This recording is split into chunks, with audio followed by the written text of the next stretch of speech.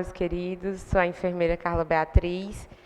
Já ministrei aula aqui no CESP, estou voltando com esse novo curso, né? Até me surpreendeu quando me deram a disciplina. A princípio, nós iremos fazer um apanhado geral da disciplina, que é Primeiros Socorros, que é uma disciplina que é fundamental na vida de todo mundo e qualquer profissão. Na nossa aula presencial, nós tentaremos trazer um pouco mais para a realidade de vocês. Mas, no primeiro momento, a gente vai dar uma explanada maior em relação à disciplina, né? Algo que a gente vai abordar o conteúdo de maneira mais abrangente. Depois a gente vem para os pormenores em relação ao curso de vocês. Primeira coisa que a gente tem que saber são os princípios básicos, os conceitos básicos dessa disciplina. O que seriam esses primeiros socorros? Se perguntarmos para qualquer pessoa leiga, a pessoa saberia facilmente responder, né? É aquela atenção que a gente dá no primeiro momento em determinada situação de risco. Porém, nós, profissionais, devemos ter um conceito mais elaborado, um conceito mais amplo em relação a primeiros socorros. Resumindo, é o atendimento prestado à vítima em situação de acidentes ou mal súbito por um socorrista no local do acidente. Quem seria esse socorrista? Esse socorrista é a pessoa especializada na execução de técnicas de primeiros socorros, auxiliando a manter a vítima viva e o mais estável possível até chegar ao ambiente apropriado, no caso, o ambiente hospitalar. Qual é a função do socorrista de modo geral? Manter a vítima viva até a chegada do socorro, né? O ideal é que a gente estabilize esse paciente, a gente estabilize essa vítima, esse cliente, no caso de vocês, até que ele chegue no serviço de saúde. Por exemplo, o técnico em estética está realizando um procedimento e, por acaso, acontece algum problema no decorrer desse procedimento. O que a gente tem que fazer? A gente tem que prestar esses primeiros cuidados até chegar ao ambiente especializado, onde a vítima poderá ser atendida por profissionais especializados na área. Evitarmos o chamado segundo trauma. Se já aconteceu determinado acidente, precisamos ter as condutas corretas para que se evite acontecer um segundo trauma, um segundo acidente. Ou lesionar ou agravar alguma lesão já pré-existente. Em relação ao tempo que o socorrista, a atitude, a agilidade do socorrista, quanto mais ágil, mais aumenta as chances de salvar essa vítima, né? De diminuir os danos que essa vítima possa ter. Rapidez e eficiência para o socorrista é necessário, fundamental. O socorrista precisa ser ágil e eficaz. Priorizar os primeiros minutos. Por que priorizar os primeiros minutos? Trazendo para a área da saúde de maneira abrangente, os primeiros minutos eles determinam se a vítima vai conseguir ser salva ou se nós iremos conseguir evitar um dano maior. Ao realizar um procedimento estético, por exemplo, na face de um cliente, digamos que o cliente ele sofre uma queimadura de segundo grau, aconteça um imprevisto e sofre uma queimadura de segundo grau. O que fazer? Priorizar esses primeiros minutos é fundamental. São nesses primeiros minutos que a gente vai evitar um dano maior lá na frente. É uma verdadeira corrida contra o tempo, porque a gente precisa estabilizar essa vítima, a gente precisa diminuir esses danos até chegar no ambiente especializado. Na apostila que vocês têm disponível na plataforma, tem esses 10 mandamentos do socorrista. Por que é importante? Porque muitas pessoas que se dedicam a essa área ou que têm um conhecimento maior, eles precisam ter em mente que mantenha a calma, né? É necessário que o socorrista mantenha a calma. Para que se realize esses primeiros socorros, é necessário calma. Tenha em mente a seguinte ordem de segurança quando você estiver prestando socorro. Você é prioridade. Ou seja, você precisa, primeiro, se resguardar, tá? Depois a tua equipe e depois, e não menos importante, a vítima. Tu pode realizar um atendimento sem luva? Não. O ideal é que tu use a luva para se proteger o teu paciente e a tua equipe, porque posteriormente os teus outros colegas irão manusear os mesmos instrumentos que você. Por exemplo, na situação em que vivemos hoje, né, na situação de pandemia em que vivemos hoje, o que acontece?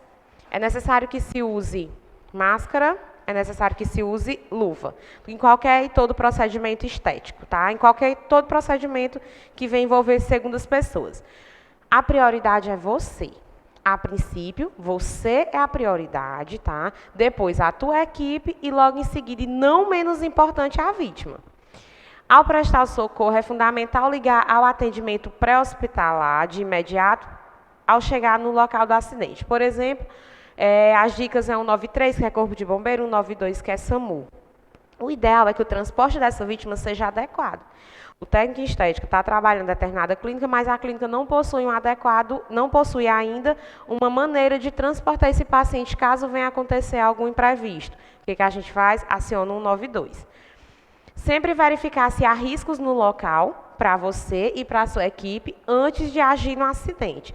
Digamos que aconteça um problema na instalação instalação elétrica da clínica e a gente tem que avaliar todo o acidente. Queimou um aparelho e, porventura, aconteceu algum acidente com o cliente. A gente tem que avaliar todo o local do acidente para que a gente se coloque em prioridade, que é como diz o segundo mandamento. A equipe e a vítima não sendo menos importante. Manter sempre o bom senso. Esse quinto mandamento, ele lembra aquele primeiro, que é mantenha a calma. Mantenha o espírito de liderança, pedindo ajuda e afastando as pessoas curiosas. O importante é que, nesse momento do socorro, você tenha pessoas que lhe ajudem e não que lhe atrapalhem. Distribuir tarefas, evitar manobras intempestivas. O que acontece? Voltando àquele exemplo que eu dei para vocês da queimadura do rosto de um cliente de 2º grau, ao realizar um procedimento estético, eu tenho esse acidente na minha frente, né? E eu não tenho conhecimento suficiente para realizar uma manobra. Então, paciência, você não pode ser imprudente nesse momento e você precisa ter o conhecimento ideal para que se possa agir. Não adianta fazer uma manobra intempestiva e, de repente, tu prejudicar o teu paciente, o teu cliente. Em caso de múltiplas vítimas, dê preferência ao risco de vida. Tu tem 2 clientes ao mesmo tempo, porém, tu tem que saber priorizar ele. O cliente 1, ele corre mais risco de ter um membro danificado, de ter a pele danificada, ou o cliente 2. Essa priorização ela é essencial. E o 10º, e o que eu considero um dos mais importantes, o socorrista não é herói. Você precisa se resguardar para que você consiga prestar um atendimento de qualidade. Como eu disse para vocês no início da aula, a princípio a gente vai fazer uma aula mais abrangente, uma aula que envolva realmente os primeiros socorros. Na aula presencial, eu quero trazer para vocês algo que envolva mais o curso de vocês. Mas, para que eu faça isso, é necessário que vocês tenham esse conhecimento mais abrangente da disciplina, tá? Roteiro de prioridades no atendimento. É o que a gente chama de ABC da vida. É uma sistematização. Professor, o que é uma sistematização? É uma sequência de atos que a gente deve seguir. É uma maneira, um sistema para que a ordem das ações sejam realizadas de maneira adequada. A gente tem nesse ABC da vida, essa sistematização, A, B, C, D e E. O que acontece? Chegamos no acidente. Primeira coisa, a abertura das vias aéreas com controle cervical. Professora, como é que eu vou fazer isso? Eu vou explicar para vocês de maneira mais abrangente na teoria e na prática a gente vai realizar uma pequena prática rápida para que eu possa explicar para vocês demonstrando, tá? Abertura das vias aéreas, por quê? Às vezes a gente chega num acidente e o paciente está com dificuldade respiratória, seja ele por algum corpo estranho ou, por exemplo, um capacete que está asfixiando o paciente, no caso. O que fazer? Primeiro, a gente vai ter o controle cervical. A parte cervical é essa, que possivelmente vocês já estudaram em anatomia no início do curso, né? A gente tem que ter controle com essa área cervical para que se evite o 2º trauma. Lembra que a gente falou lá atrás do 2º trauma? Pronto. Boa ventilação, volta ao exemplo do capacete também, às vezes o paciente está sendo asfixiado por um equipamento de segurança e o paciente estar respirando adequadamente é essencial para que a gente mantenha a vida desse paciente até chegar ao ambiente especializado. Circulação, que é o controle de hemorragias, o paciente está com sangramento, o que fazer? A gente vai ver isso na aula prática, tá? Eu vou elaborar um momento de aula prática para a gente. Distúrbios neurológicos, que é o que a gente chama de entrevista. Vocês vão ver na apostila de vocês que tem uma parte que fala de entrevista. O que é entrevista? Como é seu nome? Como aconteceu? Para a gente saber se o paciente está consciente, né? É importante que a gente faça essa avaliação neurológica rápida. E exposição completa à vítima e controle térmico. Sofreu um acidente, tem risco de incêndio, de alguma coisa do tipo, temos que avaliar o local. Controle térmico, tem pacientes que ao sofrer um acidente, sofre o que a gente chama de choque térmico, que é o paciente, a termorregulação do corpo do paciente ela é perdida por algum trauma, alguma pancada, e o paciente sente muito frio, por exemplo. E é necessário que a gente faça esse controle térmico para o paciente não vir a chocar. Professor, o que é chocar? O paciente morre de frios trocando em miúdos, sabe? E aí isso prejudica o sistema do corpo do paciente. O nosso corpo, ele é controlado por esse sistema de termorregulação que influencia em todas as outras partes do corpo. Importante, toda vítima que possui lesão cervical, até que se prove o contrário. Se a gente manuseia esse paciente de maneira inadequada, a gente pode ocasionar um trauma bem maior. Então, até que se prove o contrário, que se faça o exame de imagem, o raio-x, todo paciente tem lesão cervical. Por isso, e graças a Deus, hoje já se tem muito isso em mente. Por exemplo, teve um acidente, as pessoas já sabem, não mexe, espera o SAMU, espera o atendimento.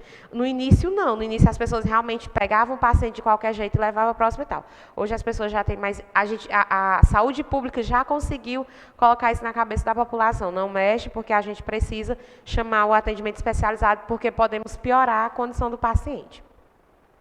O estado de uma vítima é inversamente proporcional ao número de informações obtidas pelo socorrista.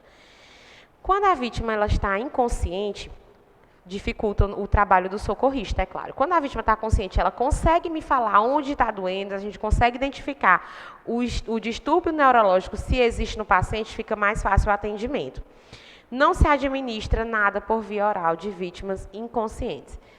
Isso é regra, não se dá água, não se dá medicação, nada, até que se chegue e que se prove o contrário, até que a gente prove que o paciente está estável e pode tomar uma medicação ou um líquido via oral. O que a gente deve observar a princípio? O local. Por que, professor, o local?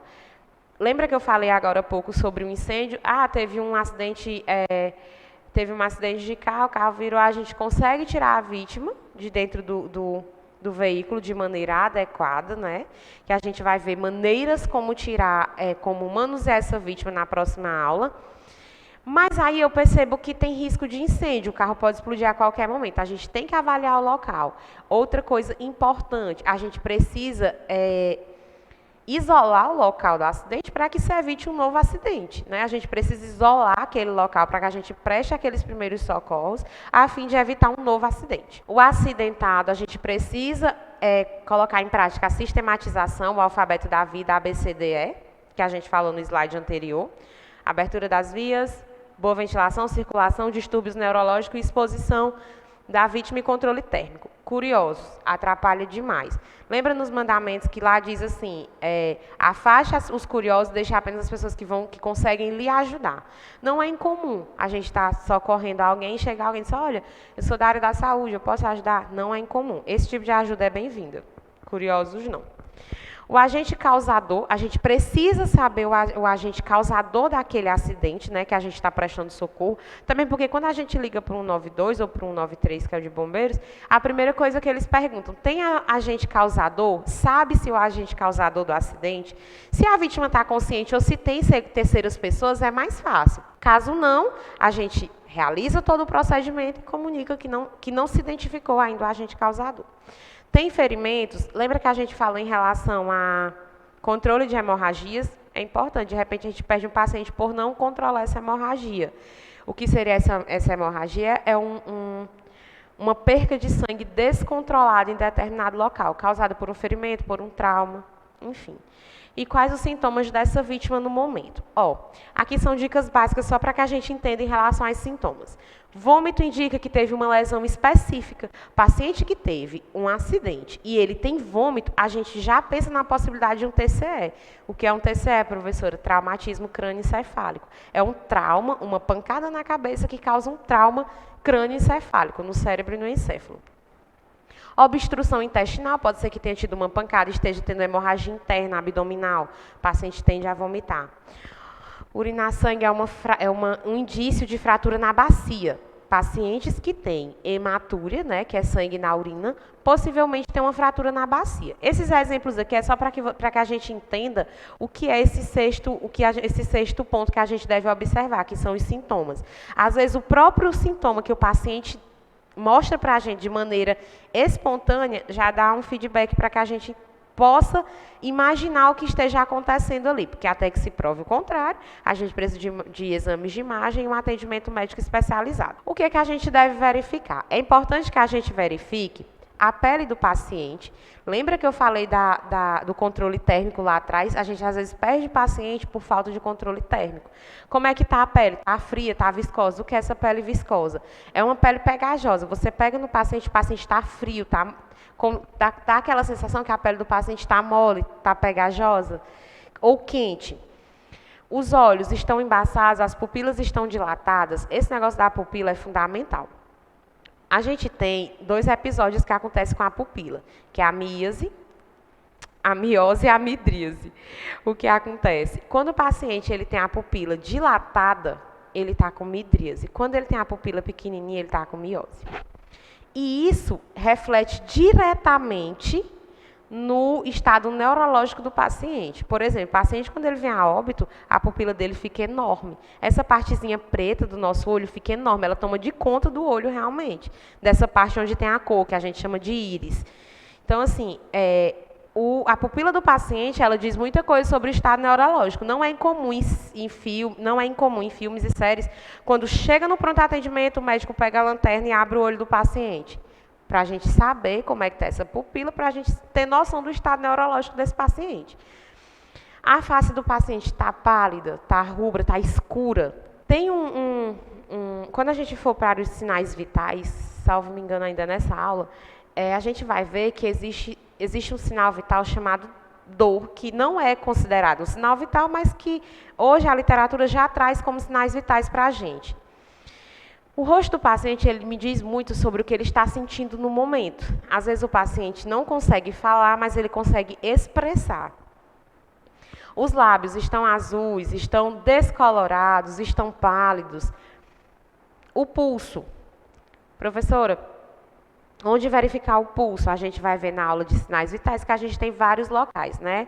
Tem aqui no rádio, tem femoral, que é aqui na coxa, e tem carótido, são os 3 principais que a gente consegue identificar mais rapidamente. Está fraco, está rápido o pulso, através do pulso a gente consegue identificar como é que estão os batimentos cardíacos desse paciente, a gente consegue ter noção dos batimentos cardíacos desse paciente. A respiração está ofegante, está quase inexistente. Lembra da sistematização? É importante que a gente libere as vias aéreas desse paciente e a gente tenha em mente como é que está a respiração desse paciente. Em relação ao nível de consciência da vítima, devemos verificar.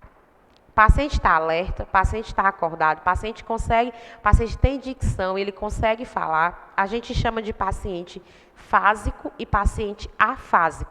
O que é um paciente fásico? É um paciente que ele consegue comunicar-se com o socorrista. O que é um paciente afásico? Ele não consegue falar, ele está inconsciente ou ele simplesmente, por alguma dificuldade, não está conseguindo se comunicar. A fala do paciente, ela é uma fala limpa, é uma fala trêmula, é uma fala embaçada?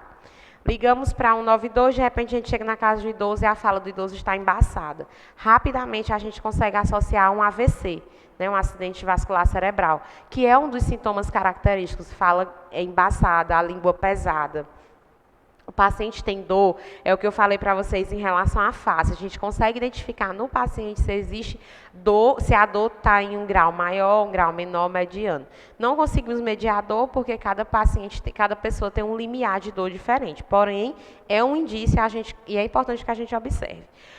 O paciente está inconsciente, não me responde, o paciente está afásico. É necessário que eu saiba disso até mesmo para que eu possa identificar o agente causador do acidente, né? Se o paciente ele consegue conversar comigo, fica muito mais fácil para a gente identificar o agente causador. Caso não, estabilizamos o paciente normalmente, transferimos para o ambiente adequado e depois a gente vê o agente causador do acidente. A cor da pele, ela pode nos dar muitos direcionamentos. Por exemplo, quando a pele está vermelha, muito avermelhada, a gente pode ter, por exemplo, um pico hipertensivo, né, uma hipertensão, a gente pode ter uma pressão alta, a gente pode ter ali naquele paciente um ataque cardíaco, o paciente pode ter sofrido uma queimadura, pode ter sido um sol excessivo, mas que ocasionou uma queimadura, ou uma doença infecciosa, uma doença de pele, enfim.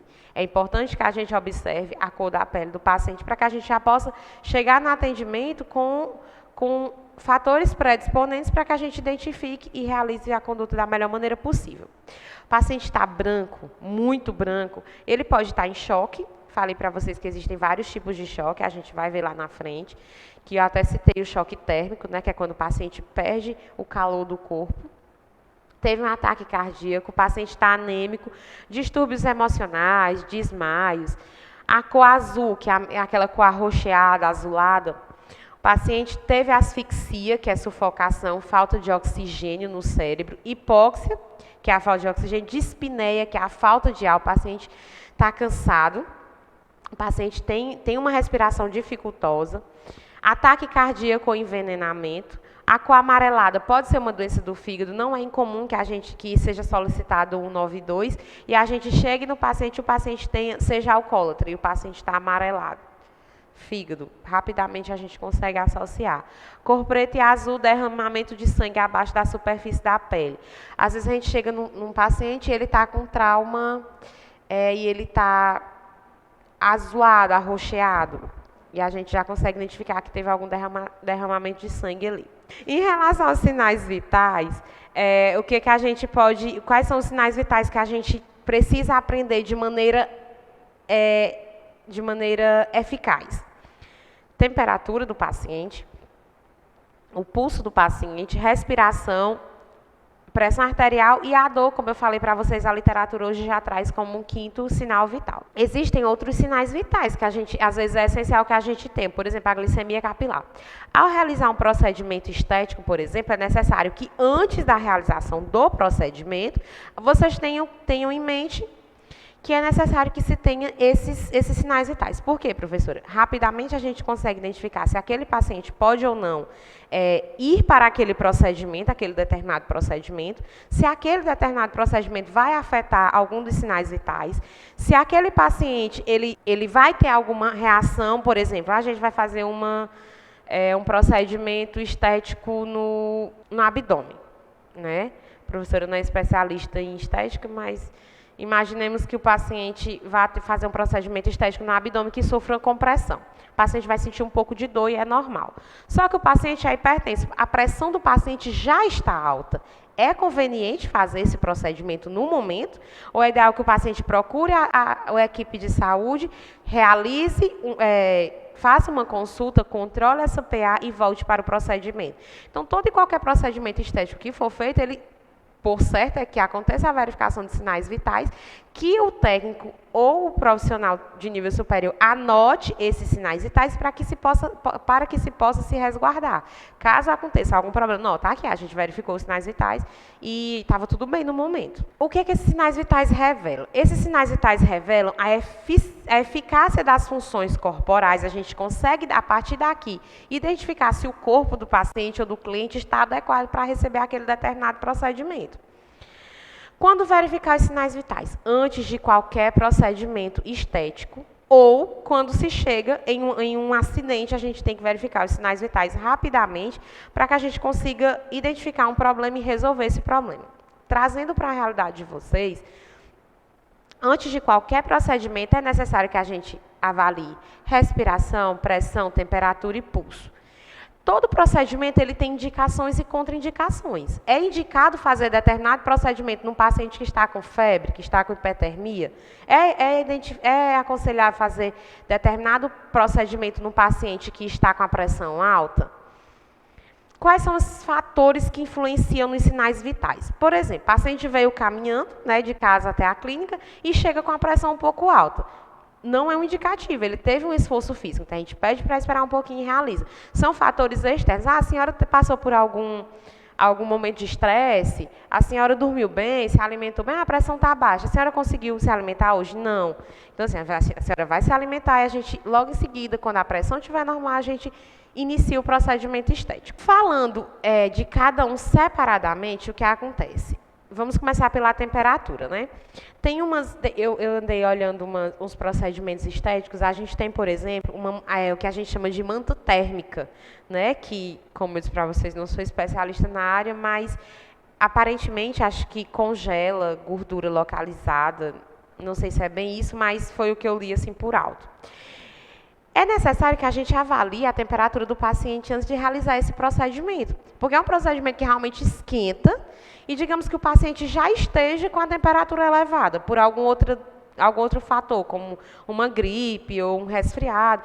É necessário que a gente verifique a temperatura desse paciente antes de qualquer procedimento. A temperatura corporal ela varia de 36 a 38 graus Celsius. A gente aprende desde criança que 37 graus, acima de 37 graus já é febre. Não é, gente.